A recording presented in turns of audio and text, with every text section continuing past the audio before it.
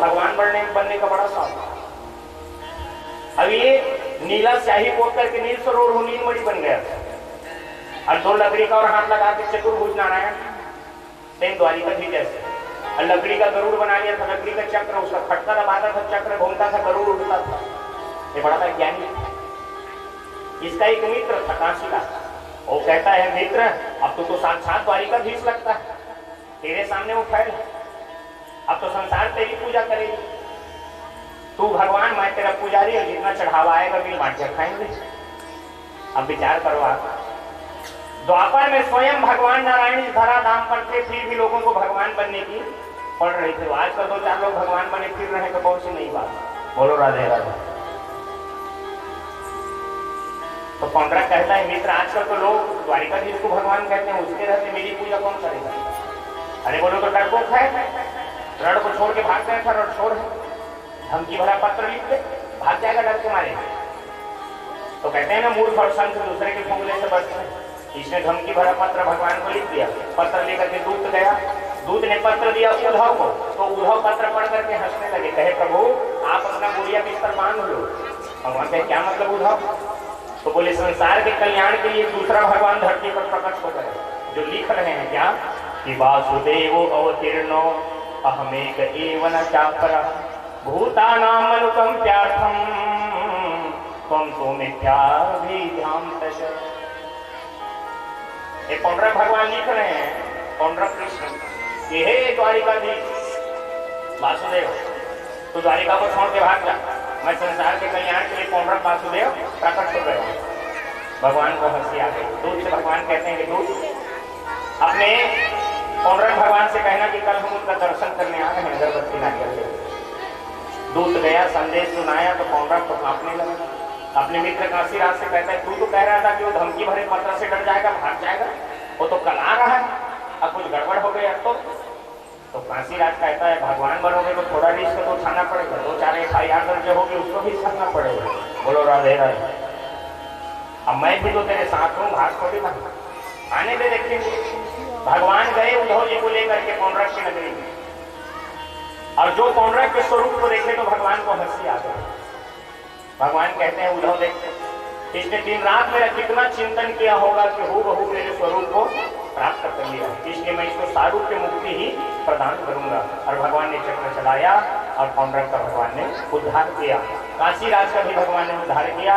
काशीराज का बेटा बदला लेने के लिए द्वारिका में कृत्या के द्वारा अग्नि का वर्षा करवाया, तो भगवान ने कृत्या का भी विनाश किया और काशीराज के बेटे का और द्विध नाम के वानर का भी भगवान ने वध किया। तत्पश्चात भगवान इंद्रप्रस्थ आए। इंद्रप्रस्थ में आकर के भगवान भीम और अर्जुन को लेकर के ब्राह्मण का रूप बना करके जरासंध की नगरी मगध हो, बिहार आज की भाषा में कहें तो, और वहां जाकर के भगवान ने भिक्षा का याचना किया, क्योंकि जब से ब्राह्मणों ने यज्ञ कराया और जरासंध भगवान को परास्त किया 18वीं बार, तब से ब्राह्मणों का दीवाना हो गया। ब्राह्मण जो मानते हो दान देते हैं, बात तो भगवान जानते हैं। तो जरासंध के यहाँ जाकर के भिक्षा याचना करने लगे। जरासंध कहे क्या चाहिए, वो दान करूं, भूमि दान करूं, स्वर्ण दान करूं, तो कहीं ये सब नहीं चाहिए, हमको युद्ध चाहिए, हमसे युद्ध करो।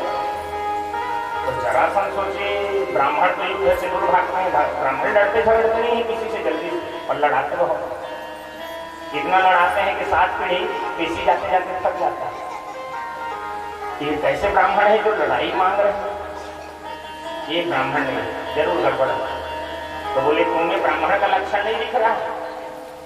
और ध्यान से देखा तो ये कंधे पर धनुष रखने का रस्सी का निशान, हाथ कठोर योद्धा का स्वरूप दिख रहे हैं। बोले सच सच बताओ तुम कौन हो। अब कृष्ण को देख करके जरासंध कहते हैं तुमको मैं पहले और कभी देखा हूं, तुम और कभी आए हो क्या। भगवान के नहीं नहीं नहीं, हम तो यहाँ पहली बार आ रहे हैं। और सही बात भी करें, भगवान तो पहली बार आ रहे हैं, जब जब गया है जरासंध गया है मथुरा का। तो बोले कौन हो तुम लोग, परिचय दो अपना।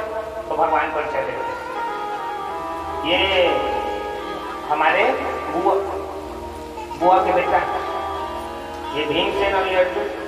तुम कौन हो। बोले मैं इनके मामा का लड़का। अरे बोले मामा का लड़का हो ये तो ठीक है, तुम्हारा क्या नाम है। तो कहे मैं तुम्हारा पुराना शत्रु कृष्ण, कृष्ण का नाम सुना तो सदमा लग जाए। तो बोले मैं तेरे से नहीं लड़ूंगा, क्योंकि मन में सुन डर रहा है। 17 बार तो हराया था, लेने के षड्यंत्र करके 18वीं बार जीत का मेडल मिला। अब फिर कहीं युद्ध में परास्त कर दिया तो मेडल भी खराब, नाम डोंगिल हो जाएगा। और अर्जुन 1.5 हड्डी का, इसके सामने नहीं लड़ूंगा। हाँ ये भीम है मेरे जितना बलशाली, इसमें भी 10,000 हाथी का बल और मेरे में भी 10,000 हाथी का बल। उस समय 3 योद्धा थे जिनमें 10,000 हाथी का बल, दुर्योधन, भीम और जरासंध। ये तीनों एक साथ शंकर जी की तपस्या करने के लिए गए थे। भीम भूख लगा भाग गया। बाद में इसको दुर्योधन ने जब जहर का लड्डू खिलाया तो वही नाग रोग इसको 10,000 हाथी का बल। तो बोले इसके साथ मैं युद्ध करूंगा। तो भीम बड़ा प्रसन्न हुआ और वैसे अर्जुन को देख के कहता देखो तुम लोग मेरी इज्जत नहीं करते, देखो वीरता का पहचान ऐसी दिखता है। युद्ध होने लगा। तो पहले के युद्ध में भी धर्म का पालन होता था, सुबह से लेकर के शाम तक युद्ध होता था और शाम होता था तो युद्ध विराम, सब एक साथ खाते थे, एक साथ सोते थे। तो पहले युद्ध में भी धर्म होता था, आजकल धर्म में युद्ध ज्यादा हो गया। बोलो राधे राधे। 27 दिन तक युद्ध चला और 27वें दिन जरासंध ने भीम को इतना मारा, मार मार के नष्ट कर दिया। तो अच्छा हुआ सूर्यास्त हो गया, नहीं तो भीम बचा। शंख बजी तो युद्ध विराम हो। रात में भगवान कृष्ण अर्जुन को सो गए, मस्त चादर तान दी। अरे रात भर पूरा करा नींद हनी पड़ी, आधा रात के कथे कन्हैया एक कन्हैया सुन का हो भैया, भारी छलिया भाई हो गए मोला के कन कूट के मारे है, तुम नाक बजा सकता था, लाज लाखे तुम ले खुदाना कोनो मेला लगा घसर दी, कुछ को ख्याल नहीं तो करता, इतने कन मारे है मोला, मारे बस छोड़ दे। भगवान का हमन थोड़ी कहें कोई है तो कहीं से भीम कर लड़िया कहूँ कहे मैं लड़िया हमला तो मौका दे। मानो भगवान कह रहे हैं कि मैं ब्रह्म हूं और तुम जीव हो, अब मेरे होते हुए तुमको अपने बल पर घमंड, तो लड़ो। तो नहीं कल सहायता नहीं करी है तो मैं मरीज जहां और तो आज बार ये सूर्यास्त का होगा भारी मारे है जरा जगह जगह के आठ कहते भैया इसे कर दे, काल युद्ध हो तो मोर को तिलक दिए अल्ले सूझ जाते जिसे भगवान सूझ। भगवान का जैसे वरद हस्त पड़ा तो जितना दर्द तब समझा। सुबह हुआ तो लड़ने लगा और भगवान की ओर देखा तो भगवान ने तिनका को उठाया, ऐसे 2 भाग में विभक्त करके फेंक दिए। भीम समझ गए कि चीरने के लिए कह रहा है, तो अपने पैर से जरासंध के एक पैर को दबाया, दोनों हाथ से पकड़ के 2 भाग में विभक्त करके फेंक दिया। और जोर से भीम चिल्लाने लगा मैं जीत गया, मैं जीत गया, मैं जीत गया, मैंने जरासंध को मार दिया। ये हंस ही रहा था, उसी समय दोनों टुकड़ा फिर से जुड़ करके जरासंध जिंदा होकर खड़ा हो गया। अब तो भीम की बोलती बंद हो गई, दिमाग एकदम खराब, ही कैसे जुड़ गया। परीक्षित जी कहते हैं गुरुजी जुड़ गया, बोले हाँ क्यों? तो सुखदेव बाबा कहते परीक्षित उसका जन्म ही वैसे हुआ। एक जरासंध के पिताजी को संतान नहीं हो रहा था, एक महात्मा ने इसको फल दिया, अपनी पत्नी को खिला देना, तो 2 पत्नी थी और दोनों से प्रेम करता था, आधा खिला दिया। परिणाम ये हुआ आधा शरीर एक के पत्नी के अंग से, आधा शरीर एक पत्नी के, और दोनों ने अपशगुन मान करके उसको महल के पीछे फेंकवा दिया दासियों के द्वारा। तो एक जरा नाम की राक्षसी थी, मांस के गंध को पाई तो आई, अब दोनों टुकड़ा को उठाई और ऐसे जोड़ी तो एक जैसे लग रहे हैं, और जैसे जोड़ी तो बच्चा रोने लगा जोर जोर से, और रोया तो महल की दासी आ गई, रानी आ गई, राजा आ गया। अब बच्चा जिंदा, तो पूरी बात को रानी ने राजा को बताया। अरे बोलिए तो संत का प्रसाद है, इसलिए जिंदा है मेरा बेटा। और जरा नाम की राक्षसी से प्रसन्न हो गए राजा, बोले तेरे कारण मुझे मेरा बेटा मिल गया, नहीं लोग तो फेंक दिए, तो इसका नाम तेरे नाम पे ही रख दिया। तो जरा नाम के राक्षसी ने संधि किया था, इसलिए उसका नाम हो गया जरासंध। तो सुखदेव बाबा कहते हैं परीक्षित इसका जन्म ही ऐसे हुआ था, इसलिए नहीं मरा, 2 भाग में चीरने पर ये जुड़ गया। अब तो भीम एकदम मुरझा गया चेहरा उसका, ऐसे भगवान की ओर देखा क्या करूं, तो भगवान ने फिर से चिंता उठाया, 2 भागों में विभक्त किया। अब विपरीत दिशा में फेंके, एक को इधर और दूसरे को इधर। इशारा किए कि शिवलिंग बना दे, शिव का भक्त है, उसको उल्लंघन नहीं करेगा। तो भीम ने वैसे ही किया और जरासंध का उद्धार हुआ। बोल भक्तवत्सल भगवान की जय। जरासंध का जब वध हुआ तो उसके बेटा सहदेव, जरासंध के बेटा का नाम सहदेव, उसको राज्य पर बैठाया गया। भीम ने कहा कि मैं अपने जीत का कोई निशान लेके जाऊंगा, तो जरासंध मुकुट ले लिया। सहदेव ने बार बार कहा कि मेरे पिताजी की आखिरी निशानी हाथ दे दो, पर नहीं माना, छीन लिया जबरदस्ती। और इसी मुकुट को परीक्षित ने धारण किया, जिसके कारण कलयुग उसके सिर पर रखा। जरासंध जब राजा हुआ तो भगवान ने कहा कि जो 20,000 राजा हैं उनको मुक्त करो, काल को तो 20,000 राजाओं को मुक्त किया। 20,000 राजा भगवान के चरणों में आए और भगवान का दिव्य प्रार्थना। और ये जिस मंत्र से प्रार्थना किए हैं ना, वो भागवत का बड़ा ही पावरफुल मंत्र है। इसको संकट मोचन मंत्र कहते हैं। जीवन में बड़ा से बड़ा भी संकट आए और इसका जप करो तो संकट दूर हो जाता है। बड़ा दिव्य श्लोक है। राजा कहते हैं, नमस्ते देव देवेश प्रपन्नातिहराभ्यय प्रपन्नान पाहि नः कृष्ण निर्वाण घोर संहृते कृष्णाय वासुदेवाय हरे परमात्मने प्रणत क्लेश नाशाय गोविंदाय नमो नमः। यही कृष्णाय वासुदेवाय हरे परमात्मने प्रणत क्लेश नाशाय गोविंदाय नमो नमः। हे प्रणत जनों के क्लेश को दूर करने वाले कृष्ण कन्हैया, हे गोविंद वाली का नाम, हम आपको सादर प्रणाम। 20,000 राजा को लेकर के भगवान आए इंद्रप्रस्थ और राजसू यज्ञ में सबने समर्थन दिया और राजसू यज्ञ प्रारंभ हुआ। तो देखो, यज्ञ विश्व के कल्याण के लिए होता है सारे विश्व का कल्याण यज्ञ से, जल्दी प्रसन्न होते हैं भगवान यज्ञ से। भगवान का ये यज्ञ है, भगवान यज्ञ का जल्दी प्रसन्न होते हैं भगवान यज्ञ से। ये भी तो यज्ञ है, ज्ञान यज्ञ, सप्ताह ज्ञान यज्ञ। तो यज्ञ जब हो तो चूंकि विश्व कल्याण के लिए होता है, ये हमारे सनातन धर्म की परंपरा है। सर्वे भवन्तु सुखिनः, सर्वे सन्तु निरामयाः, सर्वे भद्राणि पश्यन्तु मा कश्चित् दुःख भाग् भवेत्। हम लोग रोज बोलते हैं ना, धर्म की अधर्म का नाश हो, प्राणियों में सद्भावना हो, विश्व का कल्याण हो। हमारा सनातन धर्म ही है जो विश्व के कल्याण की कामना करता है। बाकी कोई नहीं करते विश्व के कल्याण की कामना, हमारा सनातन धर्म ही करता है। तो यज्ञ सबका है तो सबको सहयोग करना चाहिए, तन मन धन से सहयोग करना चाहिए, क्योंकि सबके हित के लिए होता है, चाहे करने वाला कोई भी हो, आयोजक कोई भी। तो इस राजसू यज्ञ में भी सबने सहयोग किया, सबको काम बांटा गया। दुर्योधन खजांची बना, जानबूझ के भगवान ने ही बनवाया था। क्यों? क्योंकि जलता है पांडवों से, तो जलन के मारे ज्यादा खर्चा करेगा यज्ञ में। तो भगवान तो चाहते थे यज्ञ में जितना धन लगाओगे उसका अनंत गुना भगवान देते हैं। तो ये खजांची बना। अब भंडारी बने भीम, क्योंकि जो बढ़िया खाता है वो खिलाता भी बढ़िया। 1.5 हड्डी की जो खावा नहीं दिला, भंडारी बना देना तो न खुद खावा नाने न साग रांधन दे, न भात रांधन दे। बोलो राधे राधे। और उसने का नाम मिला द्रौपदी को। द्रौपदी कहाँ की है? पंजाब की।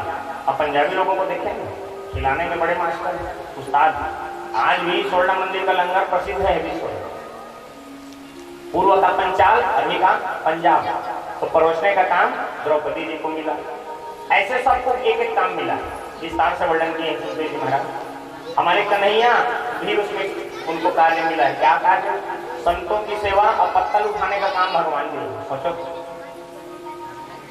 यज्ञ का कितना महत्व है कि स्वयं यज्ञ में भगवान यज्ञ नारायण ही पत्तल उठाते हैं। ये यज्ञ का फल है।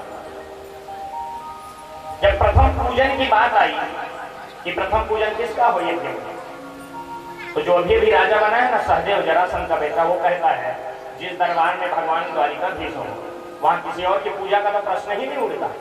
तो भीष्म पितामह ने उसका अनुमोदन कर दिया, हाँ हाँ सहदेव शिव दादा। लेकिन एक जहरीला खड़ा हो गया, कौन? शिशुपाल। बोले कि इसी के चलते हम दूल्हा बनने गए थे और दूल्हा बनते बनते रह गए। जिस डोला को लेके गए थे उसी में मुंह छुपा के आना पड़ा। बोले सहदेव क्या जानेगा, ये तो बच्चा है। अब भीष्म पितामह तो बूढ़ा हो गया है। अब बूढ़े और बच्चों की दिमाग कैसी होती है? ये कोई राजा महाराजा है, कोई संत है, कोई ब्राह्मण है जो इसकी पहली पूजा होगी? जिंदगी भर हियो हियो करके गैया तो चराया है, ग्वालिया है जो भगवान को प्रदान बातें कही तो पांडव खड़े हुए, खबरदार शिशुपाल, जो एक शब्द भी तूने भगवान के विरुद्ध कहा तो उसके पक्ष में, शिशुपाल के पक्ष में जो दुष्ट राजा वो खड़े हो गए। बोले देखो यहाँ अभिव्यक्ति का अधिकार सबको है, बोलने का अधिकार है, बोलने का उसको ठीक कर रहा है शिशुपाल। भगवान ने विचार किया ऐसे में तो विश्व युद्ध चालू हो जाएगा और युद्ध किसी के लिए लाभप्रद नहीं होता। अभी देखो ना यूक्रेन और रूस का चल रहा है युद्ध। बोले युद्ध विश्व युद्ध होगा तो सबको हानि होगी, महंगाई बढ़ेगी, जन की क्षति होगी, धन की क्षति होगी। तो भगवान ने पांडवों को शांत किया। बोले ये हमारा भाई है शिशुपाल, बुआ का बेटा है, ये हमारे घर का मामला है, हम लोग भाई भाई आपस में निपटा लेंगे, आप शांत हो जाओ। तो पांडव बैठ गए, तो जो दुष्ट प्रवृत्ति के राजा वो भी बैठ गए। भगवान ने विवेक से काम लिया, भगवान शांत हो गए। बोले देख शिशुपाल, मैंने बुआ को वचन दिया है कि मैं तुझे तेरी 100 गलतियों को माफ करूंगा। एक गाली के ऊपर गाली देने लगा, नहीं माना। 99 गाली हुई तो भगवान ने फिर सावधानी किया, सावधान हो जाए शिशुपाल, लेकिन ये नहीं माना। 100 से जैसे ज्यादा गालियां दी भगवान को, भगवान ने चक्र चलाया और शिशुपाल का सिर धड़ से बोले भक्तवत्सल भगवान की जय। जो दुष्ट राजा थे वो सबको की सांस बंद। बोले अब सिर उठाने की जरूरत नहीं। मानो भगवान ने विश्व को संदेश दिया कि हमारा भारत शांतिपूर्ण से रहने वाला देश है, भाईचारा से रहने वाला देश है। लेकिन ये मत समझो कि तुम गलती पर गलती करोगे, आतंकवादी पे आतंकवादी भेजोगे और हम सहते रहेंगे।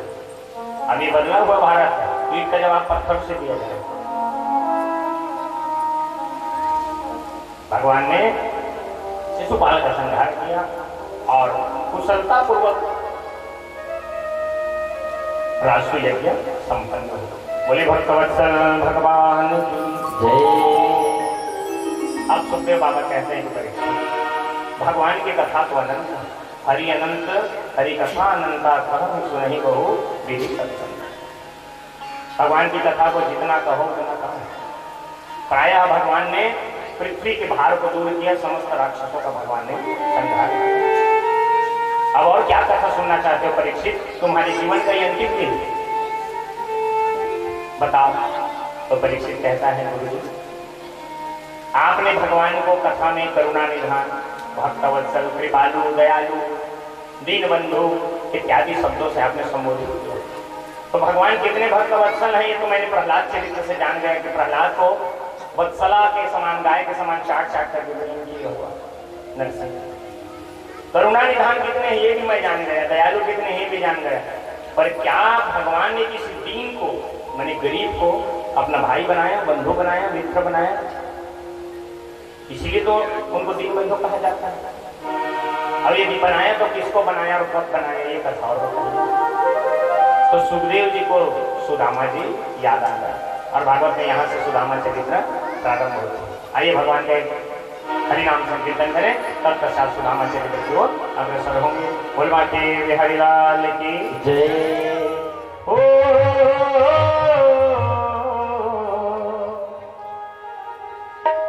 मन बस गया नंद किशोर, अब जाना नहीं कहिया,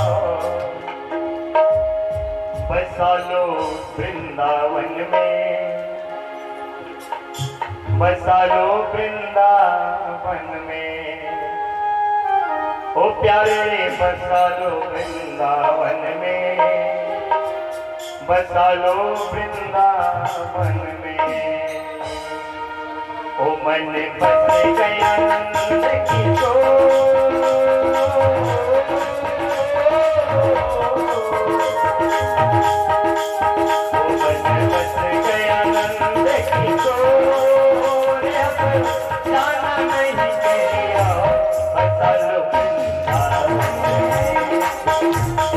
बसा लो वृंदावन में, ओ प्यारे बसा लो वृंदावन में, बसा लो वृंदावन में।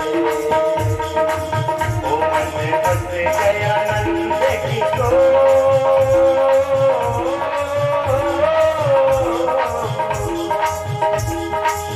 ओ मन बस गया नंद किशोर, अब जाना नहीं कहीं और, बसा लो वृंदावन में, बसा लो वृंदावन में, ओ प्यारे बसा लो वृंदावन में, बसा लो वृंदावन में।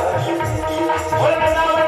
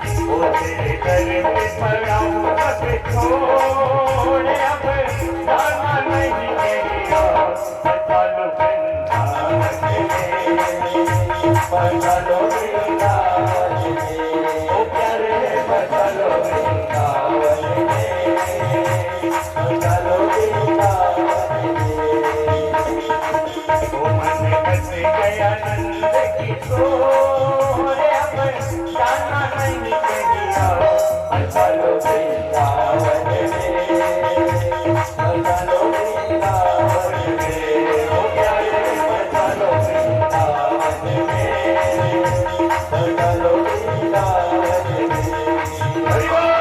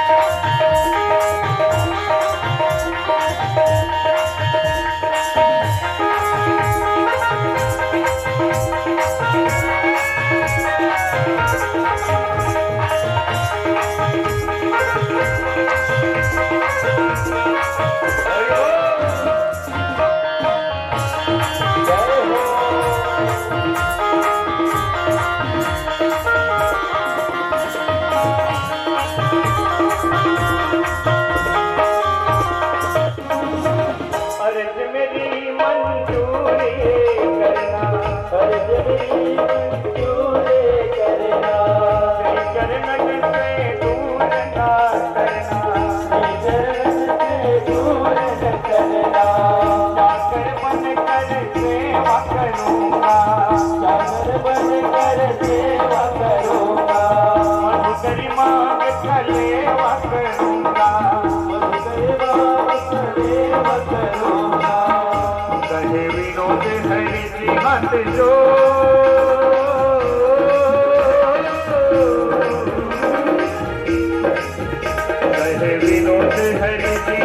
छोड़ उसे जाना नहीं कहीं और। बता लो वृंदावन में, बता लो वृंदावन में, ओ प्यारे बता लो वृंदावन में, बता लो वृंदावन में। ओ मेरे बाके बिहारी लाल,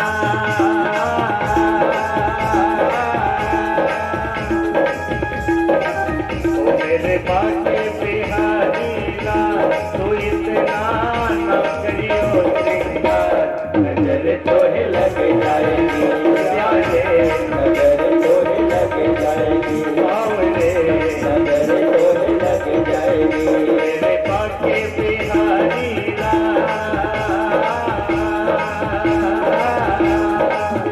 मेरे बाके बिहारी लाल, तो इतना न करियो श्रृंगार, नजर तोहे लग जाएगी बावले, नजर तोहे लग जाएगी प्यारे, नजर तोहे लग जाएगी।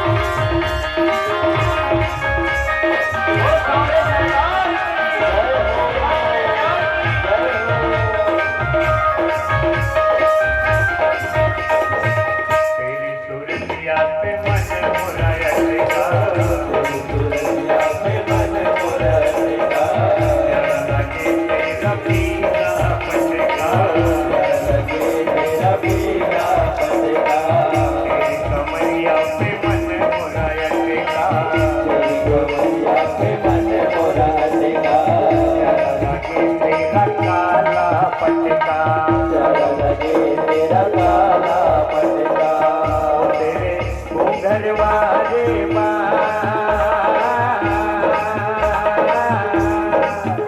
तेरे घूंघर वाले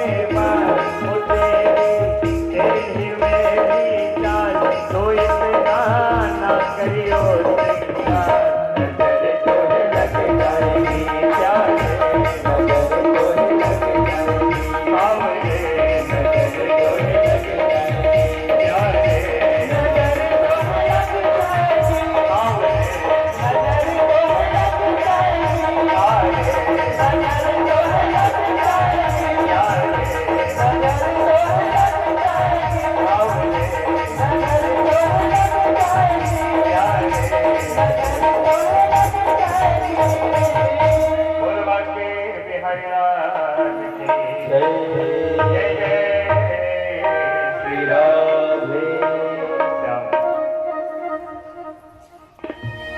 परीक्षित, भगवान का एक बाल सखा, कौन?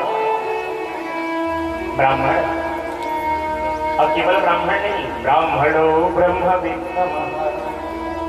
देखो, सुखदेव बाबा सुदामा जी की कथा सुना रहे, और सुदामा जी का जब परिचय दिया ना, तो उनका नाम नहीं बोले, एक जगह सुदामा शब्द नहीं आया,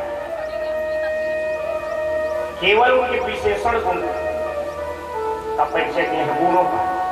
कहते हैं कृष्णास्यासिद सखा कश्चिद ब्रह्मणो ब्रह्मवित्तमः। कहने के ब्राह्मण है जो भगवान का बचपन का मित्र है, तो केवल नाम का ब्राह्मण नहीं है भाई। ब्राह्मण घर जन्म लेगा वो ब्राह्मण ही कहता है, एक काम के ब्राह्मण। और ब्राह्मण देखो, ब्राह्मणों में कहा है, ब्राह्मण कहते हैं, विप्र कहते हैं, द्विज कहते हैं। ब्राह्मण किसको कहते हैं?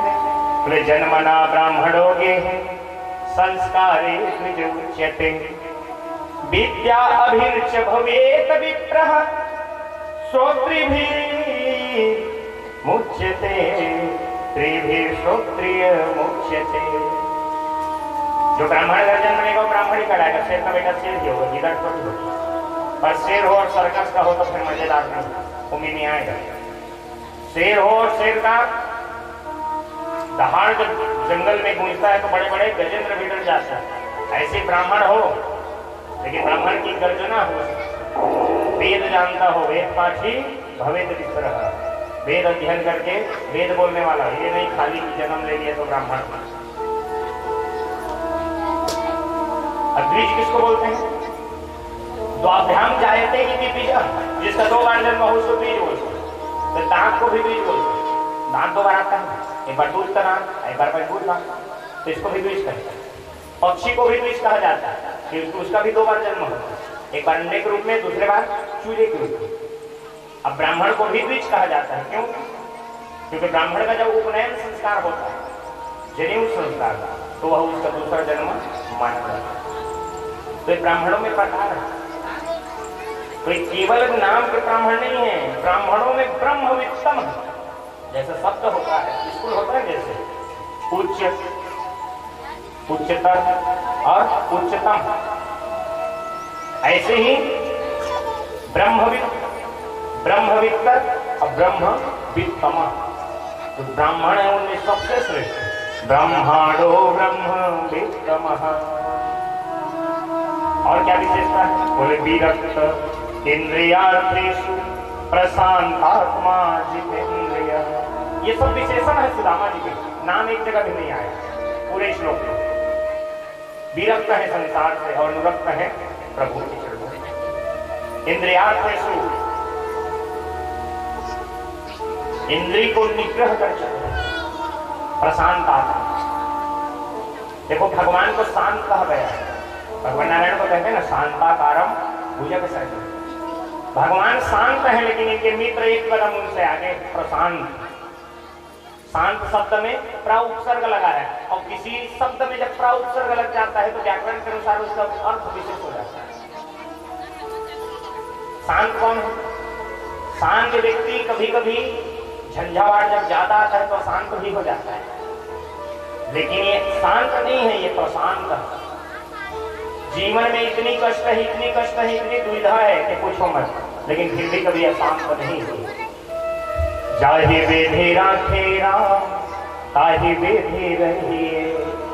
सीताराम सीताराम, सीताराम कहिए। जो राम सोए राम। जितेंद्रिय है, अपने समस्त इंद्रियों पर विजय प्राप्त कर, अयाचक धर्म का पालन करते हैं। भागवत में कहीं भी सुदामा के लिए दरिद्री शब्द नहीं लिखा है।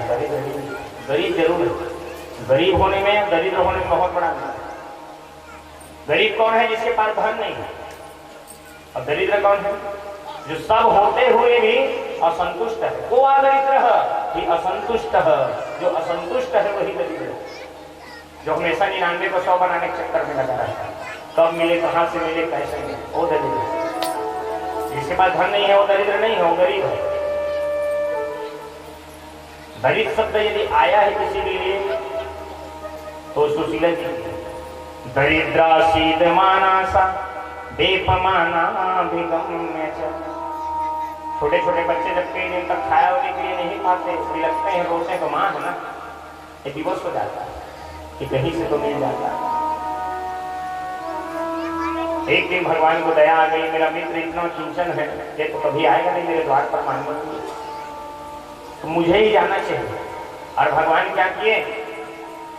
एक साधु का भेष बनाए और सुदामा जी के कुटिया में स्वयं आ गए। भगवती भिक्षाम देहि माता, है मां भिक्षा। सुशीला जी आई, कहे महाराज क्षमा करना, सूतक। कौन सा सूतक है? जातक है कि मृतक है? बोले जातक है महाराज। क्या हुआ है? बेटी की बेटा?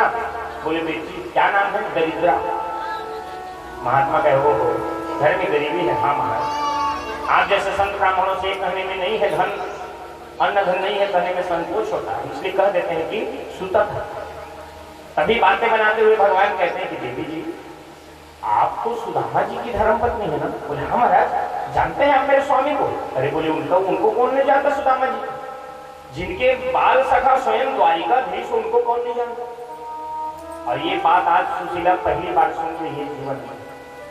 अब इसी से आप निर्धारित कर लीजिए कि कितने बड़े अकिंचन है सुदामा जी की। अपनी पत्नी को भी आज तक नहीं बताया कि द्वारिकाधीश मेरे बचपन के लिए। नहीं तो बड़े लोगों से जुड़ना चाहते हैं संसारिक लोग, किसी नेताजी से ना, और रैली में आए रहेंगे तो गलती से भी सेल्फी आ जाता है ना मोबाइल में, तो जगह जगह उसको सोशल मीडिया पे अपलोड किया जाता है, देखो हमारे कितने घनिष्ठ हैं। भले दुआ सलाम ही ना हुई, बोलो राधे राधे। अपने रिश्ते, दूर के रिश्तेदार भी यदि बड़े आदमी हो जाए ना, नेता प्रधान बन जाए, तो कहते हैं अरे वो तो हमारे एकदम घर के हैं। और अपना नजदीक का व्यक्ति यदि गरीब हो जाए ना, तो लोग उनको निमंत्रण कार्ड भी नहीं देते। ओ काय गरीब में दिखेगा तो निमंत्रण कार्ड देते, सोचे क्या करें। घर में निमंत्रण कार्ड ही आपका औकात दिखा देगा। जब आप में धन संपत्ति बढ़ेगी ना, जो जिनको पहचानते नहीं हो उसके घर का भी कार्ड आएगा। और गरीबी रहेगी ना, तो अपने लोग भी निमंत्रण नहीं देते। बोलो राधे राधे। बात कड़वी है तो सच। और धन्य है सुदामा जी, जगत के मालिक जिनका मित्र है, पर आज तक अपनी पत्नी तक को नहीं बताया कि मेरे बचपन के सखा है। ये उनके अकिंचनता को दर्शाता है।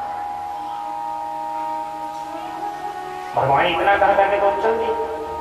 सुदामा जी जब आए तो सुशीला कहती है कि प्रभु, मैंने सुना है कि द्वारिकाधीश कृष्ण आपके बचपन के सखा है।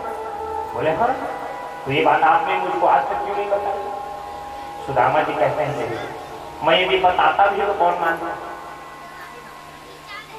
मेरी इस चिंता को देख करके कोई बात को स्वीकार करता कि द्वारिकाधीश मेरे बचपन की भी, और फिर कहने का लाभ क्या। ननु ब्रह्मण भगवतः सखा साक्षात् श्रियः पति ब्रह्मण्यस्य शरण्यस्य भगवान सात्वर सभा भगवान सात्वर सभा। सुशीला कहती है कि स्वामी द्वारिकाधीश तो ब्रह्मण्य है। भगवान को एक नाम है ब्रह्मण्य देव। नमो ब्रह्मण्य देवाय गो ब्राह्मण हिताय च जगत हिताय कृष्णाय गोविंदाय नमो नमः। दूसरा नाम है भगवान का शरण्यस्य। भगवान शरण में आए हुए को कभी ठुकराते नहीं है, चाहे वो बैरी का भाई विभीषण ही क्यों ना हो, लंकेश बना दिया। किसी ने कहा प्रभु विभीषण आया, कहा तो कि श्रवण सुजस्व न्याय हूँ, प्रभु भंजन भववीर त्राहि त्राहि आरत हरण शरण सुखद रघुवीर। तो आपने उसको लंकापति बना दिया और रावण आ गया। तो भगवान कहते हैं एक तो आएगा नहीं, और यदि आ गया तो मैं उसको अयोध्यापति बना। भगवान इतने शरण्य से। तो सुशीला कहती है आप ब्राह्मण भी हो, तो भगवान तो ब्राह्मणों के बहुत कद्र, आप मित्र भी। एक बार चले जाओ उनके पास, तो जितनी गरीबी है सब मिट जाएगा। दास्यते द्रविणं भूरि शीदते ते कुटुंबिने। सारी गरीबी दूर हो जाएगी ना। सुदामा जी कहते हैं क्या कर रही है सुशीला। अरे मित्र के घर में, गुरु के घर में, भगवान के दरबार में, राजा के पास खाली हाथ नहीं जाएगा, कुछ लेके जाएगा। बेटी के घर में कुछ लेके जाएगा। अब मैं इतने दिन बाद मित्र से मिलने जाऊंगा, खाली हाथ क्या है उसको देने के लिए मेरे पास। सुशीला ने विचार किया कि ज्यादा लेने देने पर जोड़ दूंगी तो ये जाएंगे। तो कहे ना, जब आपको इतना प्रेम करते थे, आप ही बता रहे हो। सुदामा जी कहे कि सुशीला वो ना बड़ा विद्वान, गुरुजी एक पाठ जब एक बार पढ़ाते थे ना, तो एक बार में रट लेता था, लेकिन मैं नहीं रट पाता। तो गुरुजी कहते थे जो पाठ भूलेगा उसको दंड मिलेगा। तो मेरे चलते वो भी पाठ भूल जाता था। जान कितना प्रेम करता था मेरे से। तो नाथ आप ही कहते हो कि आपसे बहुत प्रेम करते हैं, तो क्या ऐसे प्रेमी का आपको दर्शन करने की इच्छा नहीं होती। बात को बदल दी सुशीला। तो सुदामा जी कहते हैं देखने का तो मन मेरा तरसता है, मेरे मन में उत्कर्षा उदित होते रहते हैं। अयम ही परमो लाभ उत्तम श्लोक दर्शनम। अरे क्या करूं सुशीला, घर में इतनी गरीबी है कि उसके लिए कुछ ले जाने के लिए है नहीं मेरे पास। जिस दिन हो जाएगा उस दिन मैं चला जाऊंगा उससे मिलने। सुशीला कही, अब नाथ यदि आज हो गया तो आज जाओगे? बोले हाँ। तो दौड़ करके सुशीला गई और अपने 4 पड़ोसन ब्राह्मणी सखियों से 4 मुट्ठी चावल मांगते लाई। याचित्वा चतुरो मुष्टिं विप्रान पृथुक तंडुलान शौलखंडेन तान बद्ध्वा भद्रे प्रादादुपायनम। 4 घर से चावल लाई। क्या एक घर से 4 मुट्ठी चावल नहीं मिलता? मिल जाता, लेकिन जानबूझ के सुशीला 4 घर से लाई। क्यों? क्योंकि जानती है मेरे पति इतने अकिंचन है कि घर की स्थिति परिस्थिति बताएंगे, चले भी जाएंगे। और यदि 4 घर के चावल मैं लाऊंगी तो सबके घर का चावल अलग अलग रहता है। ककरो एचएमटी, ककरो बासमती, ककरो सरना, ककरो सोसाइटी वाला। तो भगवान को चावल देखकर ही पता चल जाएगा कि मांगे भय कि घर की हालत क्या बताना नहीं पड़ता। इसलिए 4 घर से रहता। और एक फटे पुराने कपड़े में जो कई जगह से फटा था, दुबरा तिबरा करके उसी को पोटली बनाई और सुदामा जी को देखते हुए कहती है कि ना, इसी को अपने सखा को आप भेंट कर दें। सुदामा जी गदगद हो गए, प्रेमासुर छलकने लगे कि आज इतने बरस बाद मैं अपने बचपन के सखा से मिलूंगा।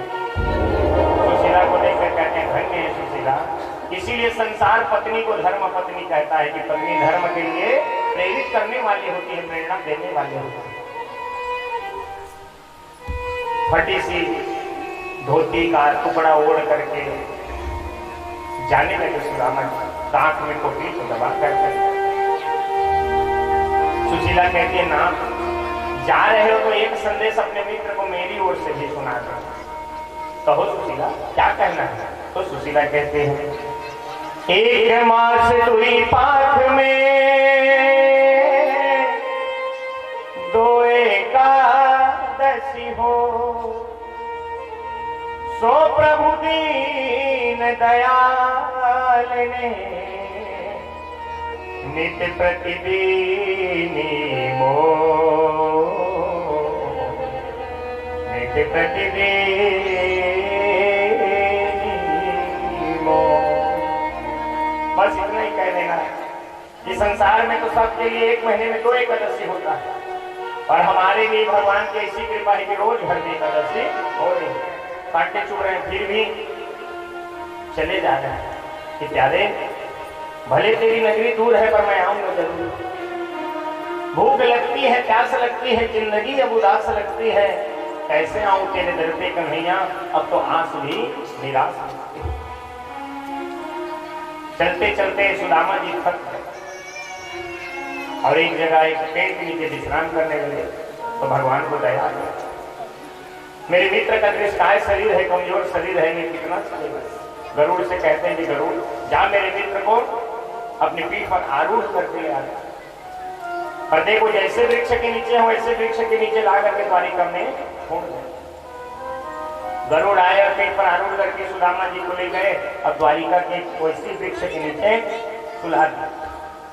जब आंख खोली सुदामा जी की तो क्या देखते हैं कि वृक्ष वही। चलो भैया भी बहुत दूर चलना है, आगे बढ़े तो राहगीर मिला, तो एक राहगीर से पूछने लगे, भैया ये द्वारिका कितनों दूर है? राहगीर कहे, बाबा द्वारिका में खड़े होकर द्वारिका का पता पूछो, यही तो द्वारिका है। बोले इतना जल्दी आए गए हो? बोले हाँ, क्योंकि देखो प्यारे, भगवान की प्रतिज्ञा है कि जो तू आवे 1 पग मैं पगाऊं 60। यदि तू मुझे मिलने के लिए 1 कदम बढ़ाएगा तो मैं तुझे लेने के लिए 60 कदम चल करके आऊंगा। भगवान कहता है। बोले भैया मेरे कन्हैया को महल कौन सो है? अब ये नाम तो द्वारिका में कोई जानता नहीं था। कन्हैया, कन्हैया, कनुआ, ये तो मैया जसोदा के प्रेम का नाम है। अब बचपन में भगवान को बुलाया जाता था इसे। तो बोले बाबा किसकी बात कर रहे हो? राहगीर पूछता है। सुदामा जी कहते हैं कि उसका तो पूरा नाम कृष्णचंद्र है, लेकिन हम लोग बचपन में उसको कन्हैया, कनुआ बोलते थे। राहगीर कहे, बाबा जिसका नाम आप ले रहे हो ना, द्वारिका में उनका नाम ऐसे कोई नहीं लेता, तो कैसे लेते हैं भाई? बोले बड़े अदब से उनका नाम लिया जाता है। अच्छा कैसे नाम लिया जाता है? बोले अनंत श्री समलंकृत छत्रपति राजमूर्ति धर्म चक्रवर्ती सर्व सर्वेश्वर सर्वतंत्र स्वतंत्र गोपी प्रतिपालक विश्ववंद्य श्री श्री अनंत श्री विभूषित श्री महाराजाधिराज द्वारिकाधीश्वर कृष्णचंद्र सरकार कहते हैं। इतना लंबा नाम सुने ना तो धड़कन तेज होगी सुदामा जी। मेरे को नहीं है, इतना बड़ा आदमी है, पता नहीं उनको पहचानोगे कि नहीं। और नाना पर बड़ा दयालु है। तो अच्छा भाई बता कौन सो महल वाकई रागे बोले जितने सोने की महल दिख रही है ना, लंबी लंबी जिसमें अटारियां हैं, सोने की गुंबद है, कलश है, वो सब हमारे सरकार के। और जो सबसे ऊंचा जिसमें ध्वज लगा है वही हमारे सरकार का अंतः भवन पूर्व है, अंतः भवन है। तब तो दौड़ पड़े सुदामा जी, दौड़ते दौड़ते गिर जाते थे, फिर उड़ते थे, फिर दौड़ने लगते थे सुदामा जी और पहुंच गए भगवान के महल के द्वार। भागवत जी में तो स्पष्ट लिखा है कि सीधा अंतःपुर में गए, कोई रोक टोक नहीं। लेकिन नरोत्तम दास मिश्र जी ने जो सुदामा चरित्र गाया है वो बड़े विस्तार से गाए हैं, प्राय वही प्रचलित है, इसलिए मैं वही से सुनाऊंगा। द्वारपाल खड़े थे, उनको जा करके कहे कि भाई जाओ कहना द्वारिकाधीश से कि उसके बचपन का सखा सुदामा मिलने के लिए आया। तो टुकुर टुकुर निहारने में ऊपर से लेकर नीचे तक द्वारपाल सोचने लगे कि हमारे सरकार से तो मिलने के लिए एक से विभूतियां आते हैं, पर ऐसा आज तक हमने नहीं किया। एक द्वारपाल कहते महाराज प्रतीक्षा करो, मैं सरकार को संदेश देके आता हूँ। भीतर गए, भगवान सुधर्मा सभा में बैठे थे, जा करके द्वारपाल कहता है प्रभु शीश पगा न झगा तन पे, प्रभु जाने को आही बसे कहीं ग्राम, धोती फटी सिलटी दुपटी, और पाह उपाहन की नहीं सामा, द्वार खड़ियो द्विज दुर्बल, रहियो चकिसों वसुधाभिराम, पूछत दीन दयाल गुधा, बतावत अपनो नाम सुदामा, बतावत अपनो नाम सुदामा। जो सुदामा शब्द भगवान सुने तो खड़े हो गए अपने सिंहासन से और दौड़ पड़े भगवान। कहाँ मुकुट गिर रहा है, कहाँ पे कांबरी गिर रही पता नहीं चला, और अंतःपुर से सीधा भगवान द्वार पर आए और सुदामा जी को देख करके गले से लगा लिए। बोल भक्तवत्सल भगवान की जय, भगवान की जय। सुदामा जी गदगद हो गए, भाव से भर गए। भगवान ने कस के जकड़ लिया, थोड़ी देर तो जकड़े रहे, फिर बाद में आना जा रहे मेरा मित्र का शरीर तो कमजोर है, रिश्ता है, तो बंधन ढीला किए और भगवान अपने हाथों से पकड़ करके सुदामा जी को लाए महल और अपने सिंहासन पर बैठे। भगवान के ऐश्वर्य को जब सुदामा जी देखे संकोच में पड़ गए, जिसका इतना बड़ा ऐश्वर्य सिर ऊंचा नहीं हो रहा था। भगवान ने देखा कि मेरे मित्र को संकोच कर रहा है, तो भगवान अंतःपुर में लेकर के अपने शेष पर बैठा और स्वयं नीचे चरणों में बैठ करके चरण को दबाने लगे, धूल को पोंछे भगवान, और जल के जो फोड़े पड़ गए थे ना उसमें कंकड़ चूक गए थे, छोटे छोटे कंकड़, उसको भगवान निकाल दिए। कुछ कंकड़ कांटे दिख नहीं रहे थे, तो रुक्मणी से कहते हैं देवी जाओ जल लेकर के आओ। आज रुक्मणी जी हैरान, क्यों? घर में करोड़ों दास दासियां, किसी को काम करने की जरूरत नहीं पड़ती। किसी को यदि आदेश दे देते हैं द्वारिकाधीश तो वो अपना सौभाग्य समझते हैं। कौन है अवधूत जिसके लिए पहली बार भगवान ने मुझे, रुक्मणी जी पट्ट महिषी है, महारानी है, उनको कहते हैं पानी लेकर के। रुक्मणी जी कहती है किमे न कृतम पुण्य अवधूते ने भिक्षुना श्रिया हीने लोकेस्मि गति निधामेन। कौन है ये अवधूत जिसका इतना पुण्य है, जिसके लिए भगवान मेरे से पानी मंगवा रहे। दौड़ करके गई पानी लेने के लिए रसोई में रुक्मणी जी को आने में तनिक देर क्या हो गई, भगवान रोने लगे और भगवान की आंखों से आंसू निकलने लगे। देखो प्यारे, सुख का आंसू ना ठंडा होता है, दुख का आंसू गर्म है। तो दुख के आंसू रो रहे हैं और चूंकि ठंड का समय है तो दुख का आंसू गर्म है, तो मानो उसी गर्म गर्म आंसू से पाद कर स्नान करते हैं। ऐसे बेहाल बिबाइन सो पग कंटक दाग लगे फूली जोड़े।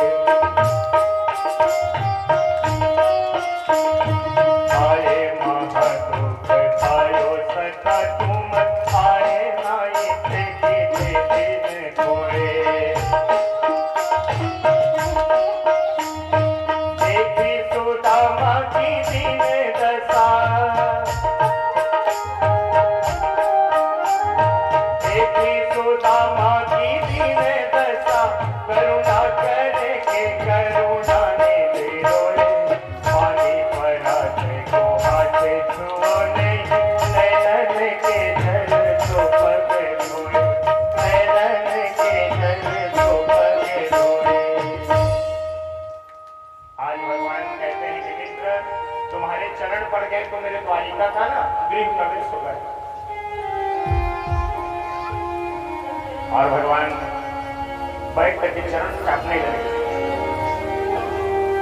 सुदामा जी कोटली को बार बार छुपा रहे कि इसका इतना बड़ा ऐश्वर्य है, मैं ये कंदूल कैसे भेंट करें। भगवान के मित्र जब से आए हो हाथ को पकड़ के बैठे हो, दर्द हो रही है क्या? तो मैं दबा देता हूं। सुदामा के इतनों दूर से चल के आए हैं, दर्द नहीं हो रहा। भगवान के मित्र चल के आए हो पैर से, दर्द हो रहा है हाथ में, तो बड़ा विचित्र बात है। भगवान के संकोच कर रहे, संकोच को दूर करना चाहिए। तो बचपन की बातें भगवान पूछने लगे, अरे मित्र तू बचपन से ही ऐसी है संकोची। बाबा वैरागियों वाला बात करता था गुरुकुल में थे, तो शादी वादी किया है कि नहीं किया? तो थोड़े शर्मा गए सुदामा जी, नहीं भैया बाबा वैरागी नहीं है, गृहस्थी है। अच्छा तो क्या नाम है मेरी भाभी को? बोले सुशीला। बोले सुशीला नाम है भाभी को? दाढ़ी के शादी कर लियो, मित्र को निमंत्रण नहीं आए। सुदामा जी कहे भाई गरीब की शादी में कहा निमंत्रण, हाँ बस जैसी तैसी है। तो बोले बता मेरी भाभी ने मेरे लिए क्या भेजा? तो और छोटा नहीं लगा। भगवान कहे कि ये पहले जैसा है, पहले भी छुपाता सब भी छुपा रहा है। तो भगवान कहे कि मित्र याद है जब हम लोग गुरुकुल में रहते थे और कितना प्रसन्न मन से रहते? हाँ हाँ वह दिन की तो बात ही अलग है करनी। अब एक दिन याद है सका, हम लोग लकड़ी बीनने गए थे बरसात के समय में, ठंड के समय में, अब गुरु माता ने चना दिया था। सुदामा कहे तो कुछ और पोल खोलने जा रहा हो। अब भगवान ने ऐसा क्यों कहा? देखो सुदामा जी ने भगवान के हिस्से का चना खाया और गरीब हो गए, ये बात सब जानते हैं, लेकिन बहुत कम लोग जानते हैं कि सुदामा जी ने भगवान के हिस्से का चना क्यों खाया। जब इतना प्रेम करते थे तो खा जाएंगे उनके हिस्से का चना? नहीं, वो जो चना था ना वो श्रापित था। एक ब्राह्मणी बुढ़िया थी जिसको कई दिन तक खाने के लिए नहीं मिला, भिक्षा में किसी ने चना की पोटली दी, तो शाम हो गई। तो ब्राह्मणी ने विचार किया कि अब इतने दिन से भूखी हो तो एक रात से कल उठूंगी नहा के भगवान को भोग लगा के इसको खाऊंगी। रात में सो गई। रात में चोर आए, उसको कुछ खजाना हीरा मोती समझ के चुरा के ले गए। चोर भाग रहे थे तो पोटली गिर गया संदीपनी गुरु जी के आश्रम के सामने। गुरु माता जब जगी झाड़ू लगाने के लिए पोटली हीरा था, तो गुरु माता को लगा कि भाई आश्रम का खर्चा तो भिक्षा से जो मिलता है उसी से चलता है, बच्चे जाते हैं तो हो सकता है बच्चे गिरा दिया होंगे, तो उठा ली उसको ले गई अंदर। इधर एक जब बुढ़िया आई ब्राह्मणी नहा धो के और अपने चना को नहीं पाई तो भूख से जाते श्राप हो गई, जो मेरे चना को खाएगा वो दरिद्र है। और वही चना की पोटली जब सुदामा और कृष्ण लकड़ी बीनने के लिए गए तो गुरु माता ने इनको दी। सुदामा जी बचपन से ब्रह्म तेज संपन्न, ये बात को जानते हैं। सुदामा जी ने विचार किया कि मैं चना को खाऊंगा दरिद्र हो जाऊंगा, तो मैं तो गरीब हूं, पहले मेरा क्या बिगड़ेगा। लेकिन मेरा मित्र विश्वंभर है, विश्व का भरण पोषण करने वाला, दाता एक राम भिखारी सारी दुनिया, ये दरिद्र हो जाएगा तो विश्व का क्या होगा। इसलिए भगवान के हिस्से का भी चना खा गए, जिसके हिस्से का भी दरिद्रता में ले ली। और वही बात भगवान आज याद दिला रहे हैं कि प्यारे तूने जब मेरे हिस्से की दरिद्रता ले लिया तो आज मेरा कर्तव्य है, मेरा फर्ज है, निभाने की बारी मेरी है कि मेरे हिस्से का ऐश्वर्य मैं तुझको प्रदान करूं। भगवान कहते हैं मानो कि मित्र तू मेरा स्वभाव नहीं जानता, पत्रम पुष्पम फलम तोयम यो में भक्त्यापेक्षति। कोई मुझे प्रेम से एक पत्ता भी दे देता है, फूल भी दे देता है, फल दे देता है, जल दे देता है, उसको भी मैं स्वीकार कर लेता हूँ। तो मेरे लिए तांदुल लेके आया। बातें बनाते हुए भगवान ने कहा नहीं मित्र तेरे लगता है तेरे हाथ में बहुत दर्द हो रहा है, मैं दबाता हूँ।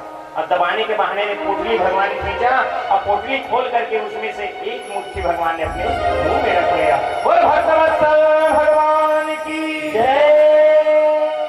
दूसरा मुट्ठी भी खाने वाले थे, लेकिन रुक्मणी जी ने हाथ पकड़ लिया। कहा प्रभु एक मुट्ठी खा करके आपने एक लोग प्रदान कर दिया और दूसरी मुट्ठी खा करके दूसरा लोग दे दोगे तो हम कहाँ रहेंगे। भगवान ने आंख दिखा दिया कि तुम होती कौन हो हमको रोकने वाले। तो मानो शब्द बदल दिए। इति मुष्टिं सकृञ्जध्वा द्वितीयं जघ्रो मादधे तावक्षि जगृहे हस्तं तत्परापश्चिमे। बोले प्रभु भावना में बह रहे हो, कच्चा चावल है, तबीयत खराब हो जाएगा ज्यादा खाओगे तो। बोले कोई बात नहीं, प्रसाद लेकर के आए हमारा मित्र हमारे लिए। तो तीसरे शब्द में कहती है प्रभु जब इतने बड़े अवधूत महात्मा प्रसाद लेके आए हैं तो हमको भी तो प्रसाद मिलना चाहिए, कितना बड़ा परिवार है हमारा। तो भगवान ने फिर वो रुक्मणी जी को दे दिया कि सब में बांट दो उसके साथ। ऐसे भगवान भक्त वत्सल करुणा मिला। भगवान ने स्नान कराया, टीका चंदन किया। टीका चंदन किया तो मस्तक पे लिखा था श्री छया। श्री माने लक्ष्मी और छय माने नाश। उस शब्द को बदल दिए टीका करते हुए भगवान ने तिलक करते हुए श्री छया शब्द को पलट दिए, बन गया यक्ष श्री। यक्ष माने कुबेर और श्री माने लक्ष्मी। बोले करुणा निधान भगवान की जय। सुदामा जी को दे भी दिया और सुदामा को पता नहीं। इसलिए मैं कहता हूँ हमारे प्रभु जब देते हैं ना तो ना बोल के देते हैं ना तोल के देते हैं, ना बोल के देते हैं ना तोल के देते हैं। मेरे बांके बिहारी जब भी देते हैं दिल खोल के देते हैं। जय हो। और जब बांके बिहारी देते हैं ना प्यारे तो असफल भी सफल हो जाता है, निर्बल भी सबल हो जाता है, और होती है कृपा मेरे श्याम की तो कीचड़ में भी कमल हो जाता है। जय हो। अब सुदामा जी कहते हैं सखा पहले तो मुझसे पूछ लियो कि शादी करी कि ना करी, तो बचपन से ही शादी का शौकीन था है? बचपन से ही मैया को बोलता था राधिका गोरी से बिरज की छोरी से मैया करा दे मेरो ब्याह। तो तू तो बचपन से बोलता था, तो तेने विवाह करी कि ना करी? भगवान को किए हम भैया किए, रुक्मणी जी को सारा किए हमारी धर्म पत्नी। प्रणाम करो तो वहीं रुक्मणी जी प्रणाम करी तो लंबा चौड़ा आशीर्वाद दिए। सौभाग्यवती भव, पुत्रवती भव, पति प्रिय भव, लंबा चौड़ा। अब सुदामा जी का मित्र मैंने शादी करी और निमंत्रण ना दियो तो तेने तो मुझको कह दियो कि निमंत्रण ना दियो, तूने भी तो मेरे को ना दियो। तो राजकुमार है, राजा है। भगवान कहते हैं कार्ड छपवाने का समय किसके पास है? चट मन निपट भी हो गए, निमंत्रण कार्ड छपा ही नहीं तो भेजवाते कहाँ? फिर जामवती आई प्रणाम करने के लिए, वो भी प्रणाम करी। बोली ये कौन है? बोली पूछ मत, ये भी अपनी है। तो उसको भी आशीर्वाद दी। सौभाग्यवती भव, पुत्रवती भव, पति प्रिय भव। फिर सत्यभामा आई, ये कौन है? बोले मित्र बात और मत को सरल लगता है, जितनी है सब अपनी, बस तो आशीर्वाद देती है। सुदामा कहे दारी के मैंने एक शादी में निमंत्रण आए दियो तो मैंने मुझको बात सुना दी, अब तुम्हें 3 शादी करियो मुझको निमंत्रण आए दियो। भगवान का एक भी शादी में कार्ड छपवाने का समय नहीं था, अर्जेंट विवाह हुआ है सर। अब पूरी शादी कथा सुने, एक में भी समय नहीं था भगवान को। चट मंगी पट गई। क्रमशः सब प्रणाम करने आई, 1 2 3 4 5 करते करते 8। बोले और कितने हैं? बोले बस आशीर्वाद देते जाओ, पूछो मत। तो पहले तो लंबा चौड़ा आशीर्वाद था, सौभाग्यवती भव, पुत्रवती भव, पति प्रिय भव। अब केवल भव।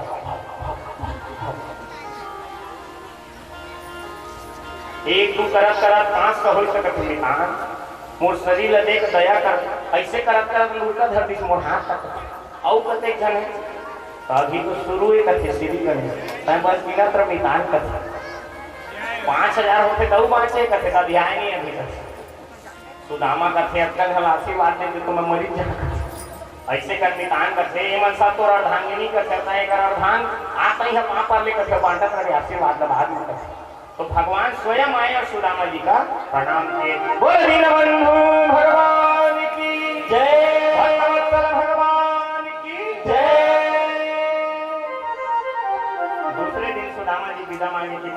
चलता हूँ। तो भगवान ने एक बार भी नहीं कहा रुक जाओ, हाँ हाँ मित्र जाओ। क्यों?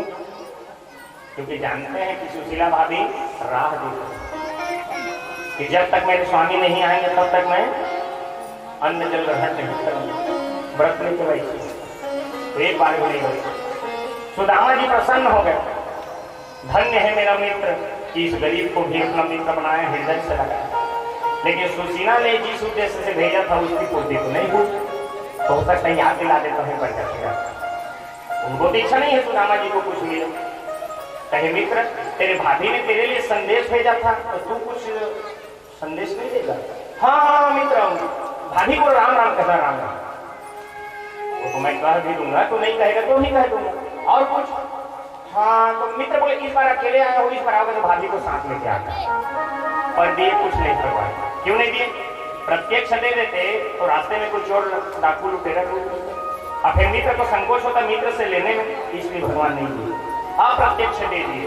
और जब सुदामा जी पहुंचे, भगवान तो मन ही मन संदेश दे दिए थे सुशीला ने क्या कहा था कि एक मास दुई पाख में 2 एकादशी होए, सो प्रभु दीन दयाल ने नित्य प्रतिदिनी मोह। तो मानो जवाब में भगवान ने कहा कि भाभी जी होनी थी सो हो गई, होनी थी सो हो गई, अब ऐसी नहीं हो।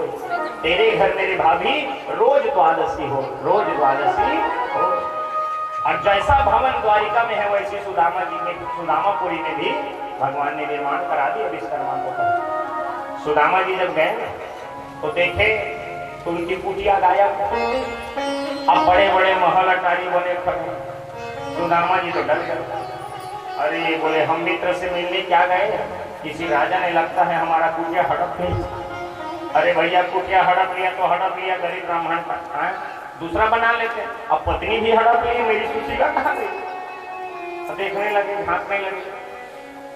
तभी दासियों का नजर पड़ गई, अरे महारानी जी देखिए तो कोई ब्राह्मण कब से झांक रहा। सुशीला देखे बड़े कहे तो मेरे नाथ है, मेरे प्राणनाथ है, मेरे स्वामी, चलो चलो स्वागत की तैयारी करो। और जैसे रुक्मणी जी का श्रृंगार है वैसे श्रृंगार करके सुशीला जी आई, चमचमाती साड़ी, सोने की थाली लेकर के आई। सुदामा जी तो डर गए, उनको ऐसे लगा कि हाँ ये राजा की महारानी ना आ रही। और लोग जयकार करने लगे, बोले सुदामा महाराज की जय। तो उनको लगा कि सुदामा नाम के किसी महाराज ने महल बनवाया है, उसकी रानी पूजा की जा रही, तो अष्ट सखी के साथ आ रहे हैं। डर गए सुदामा जी। सुदामा मंदिर देख डरे, सुदामा मंदिर देख डरे, सुदामा मंदिर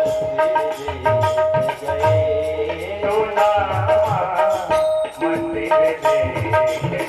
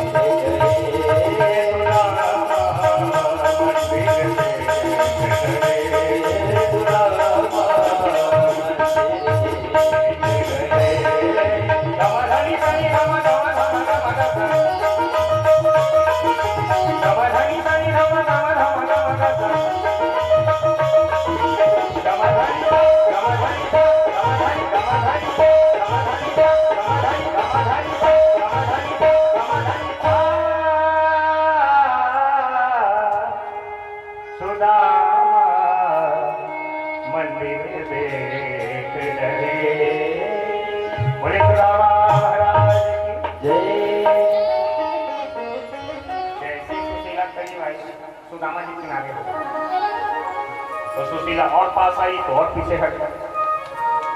सुशीला कही महाराज एक अच्छा मित्र से मिलने गए, मित्र से ऐसे मिले कि मूल्य भूल गए। तो आवाज को सुनी तो कहते हैं, अरे सुशीला तेरे दो चुटीला, ये चमचमाती साड़ी, ये सोने की थाली कहाँ से मिली हो? सुशीला कहे, आपके मित्र ने तो दियो है। तब तो आंखें भर आई सुदामा जी से, कहते मित्र तू सचमुच छलिया, तू देता भी है, एहसान भी करता है, जताता भी। तेरा नाम सचमुच घनश्याम है। बादल को भी घनश्याम बोलते हैं। किसान रात में सोया रहता है और घनश्याम बरस करके पानी भर देता है, किसान को पता भी नहीं चलता। पानी भी भर जाता है खेत में और किसान को पैसा भी नहीं करता। तो जैसे बादल जो घनश्याम है वो करता है, वैसे मेरे श्याम भी करते हैं, कभी नाम घनश्याम। ऐसे भगवान भक्तवत्सल दीन बंधु करुणा निधान। इस प्रकार से सुदामा चरित्र को सुखदेव बाबा ने परीक्षित को भ्रमण कराया।